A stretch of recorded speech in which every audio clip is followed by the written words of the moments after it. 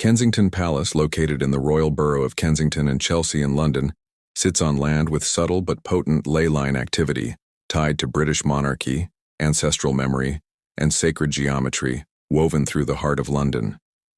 While not a major global vortex like the Giza Plateau or the Vatican, its placement is symbolic and energetic, serving a specific function within the royal grid of influence. Placement within London's royal grid.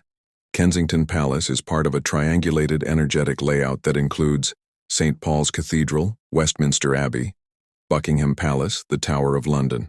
This network forms a sacred geometric grid, with Masonic and Druidic undertones, rooted in ancient energy lines that were later built upon by Christian, imperial, and royal powers.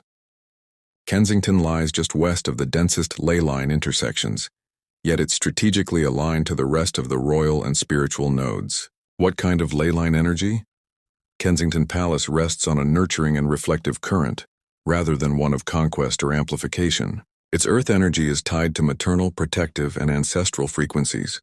It doesn't sit directly on a ley line like the Michael line or Rose line, but it pulls residual resonance from them, particularly through hydrological ley lines. The Serpentine River nearby is key here. Think of it as an energetic sanctuary node, not a command center.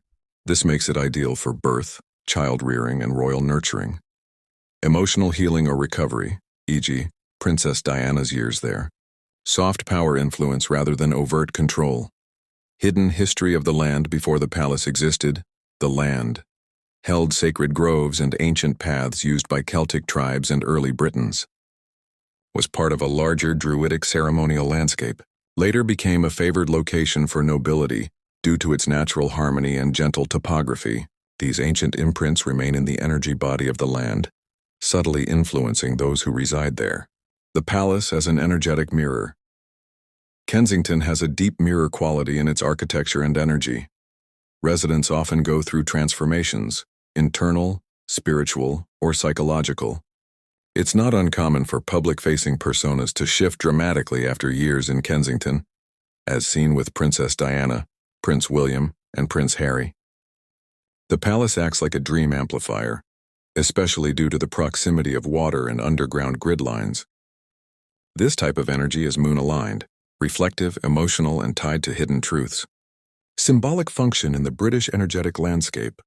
Kensington represents the womb of the monarchy, the place where future kings and queens are raised, not crowned, a threshold between public duty and private identity, a guardian node maintaining emotional continuity of the royal bloodline, and the soul contracts attached to the crown.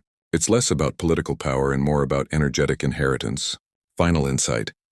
Kensington Palace is not a place of aggressive lay energy, but rather a cradled node, a quiet keeper of lineage, memory, and personal transformation. It's where royal personas are humanized, wounds are made visible, and the energetic weight of history meets the next generation. It is a sanctuary within the royal grid, radiating subtle influence rather than overt dominion.